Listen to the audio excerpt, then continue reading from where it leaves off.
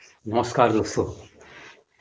आज हम बात करेंगे अमोघ लीला दास। आप सब जानते होंगे, वो इस्कॉन से जुड़े हुए युवा संत हैं। अक्सर अपने बयानों की को लेकर वो चर्चा में रहते हैं। पूर्व में भी आपने सुना होगा किस तरह से उन्होंने अलग अलग विषयों पर टिप्पणियां की, और बहुत से संत महात्माओं पर व्यक्तिगत टिप्पणियां भी कर देते हैं।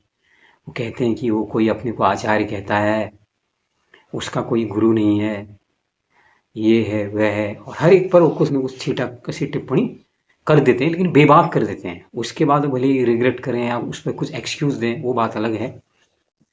तो आज मैं बात करूंगा, एक वीडियो और आया उनका, एक नया, एक जी टीवी की पॉडकास्ट में एक इंटरव्यू के दौरान उनने बात की कि आपने एक राधे राधे को कैसे, प्रेमानंद जी की बातों को आपने ट्विस्ट किया था।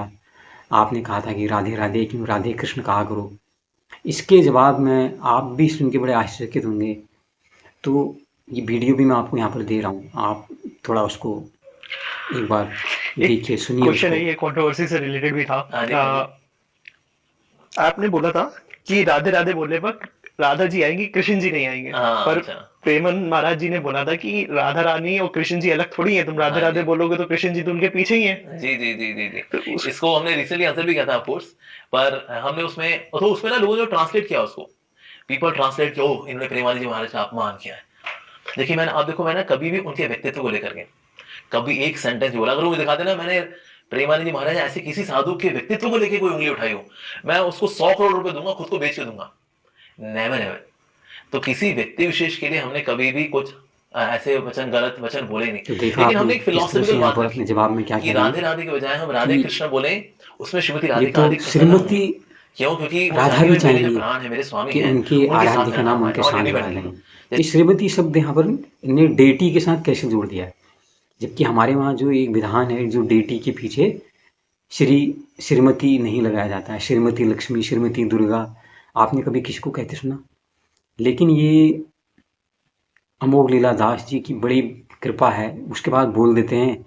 फिर वो कह देते हैं कि मुझे कुछ जानकारी नहीं थी। अपने बारे में इन्हें बताया था कि किस तरह से ये घर में कीर्तन मंडली से प्रभावित होके घर छोड़ के जयपुर चले गए उस मंडली के साथ।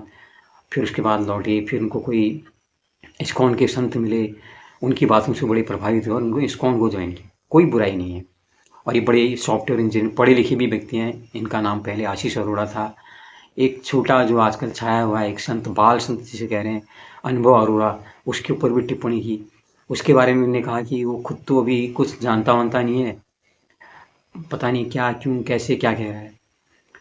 तो हमें दूसरों को नहीं देखना चाहिए। संत कौन होता है? संत वो होता है जो दूसरों में अच्छाई देखे।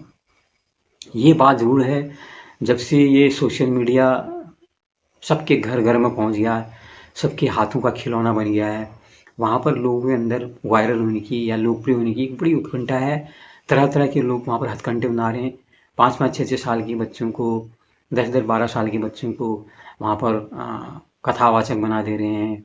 वो वहाँ पर ज्ञान बांट रहे हैं। उनको सारी चीज़ें पता है या नहीं है, लेकिन उनके पेरेंट भी कहीं ना कहीं देख रहे हैं। जब उसको लाइमलाइट मिल रही है, चर्चा मिल रही है, उनके वीडियो वायरल हो रहे हैं, तो उनके पेरेंट भी उसको और बढ़ावा दे रहे हैं।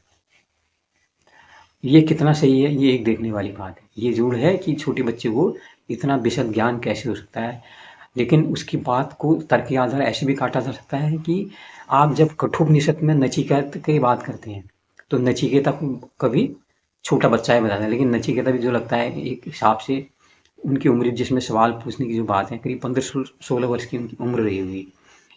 लेकिन यहाँ पर मैं थोड़ा सा हटक गया हूँ, सॉरी, मुझे माफ कीजिए विषय से। यहाँ पर जो श्रीमती राधिका, राधा उन्होंने कहा हुआ है, तो अमोघ लीलादास जी ये सारे जो बातें चर्चा में बने रहने के लिए करते हैं, या कहीं ना कहीं ऐसा लगता है वे भी सोशल मीडिया क्रेंजी हैं, सोशल मीडिया में छाए रहना उनको अच्छा लगता है? क्या ये उसी तरफ एक कदम है, जो इस तरह से वो 5-6 महीने फिर शांत रहते हैं, फिर कोई ना कोई शिगुफा किसी पॉडकास्ट में, कि इंटरव्यू चैनल में जाके वहाँ पर जाके एक बात छेड़ आते हैं? तो कोई संत नहीं है जिसके बारे में उन्होंने टिप्पणी नहीं की।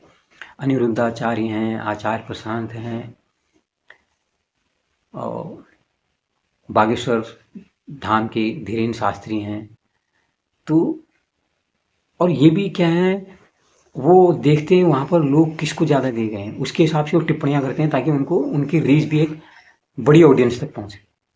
तो समझ में नहीं आता ये लोग आध्यात्मिक गुरु हैं, क्या ये आध्यात्मिक चेतना देंगे या क्या करेंगे। कोई विषय ऐसा नहीं है जिस पे वो बातें नहीं करते हैं। फिर अपने खुद भी कहते हैं, जब वो एक क्लासिफिकेशन में करते हैं, अपने वहाँ के गौरांग प्रभु आते हैं, कहते हैं वो जो बड़े लोग हैं आध्यात्मिक शिक्षा देने वाले लोगों के लिए वो हैं।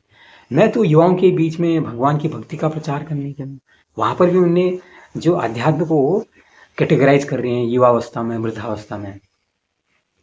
तो लेकिन ये जो श्रीमती जो राधा मैंने सुना, इसको लेके मुझे बड़ा आश्चर्य हुआ। आप लोग भी इस बारे में क्या सोचते हैं? मैं उनको हर्ट नहीं कर रहा हूँ, बड़ी अच्छी बात है, त्याग किया उन्होंने, इस्कॉन से जुड़े हैं और अपने घर में कभी अपने पेरेंट्स से मिलते भी जाते हैं, उनके पेरेंट भी उनको मिलने आते हैं, ठीक है, अच्छी बात है, इसमें कोई बुराई नहीं है। लेकिन थोड़ा अभी मेरे को लग रहा है उनके जो आध्यात्मिक शिक्षा देने का चरण है, मुझे लगता है अभी उनका शुरू नहीं हुआ है। लेकिन बहुत से लोग इस बात से नाराज़ भी होंगे, मैं नाराज़ नहीं करना चाहता हूँ। थोड़ा संत जो होता है, संत के अंदर सीजन, थोड़ा एक संतता आनी चाहिए कि श्रीमती राधिका ये वो फला ढिमका अगर ऐसी चीज़ों पे बातें करेंगे तो मुझे लगता नहीं है वो एक आध्यात्मिक अभी शिखर पर हैं कि वो लोगों को आध्यात्मिक शिक्षा दे सकें। बहुत बहुत धन्यवाद जुड़ने के लिए, सुनने के लिए। कैसा लगा मुझे, कोई टिप्पणी आप करना चाहें, किसी के बारे में सुनना चाहें तो मुझे बताइए। नमस्कार।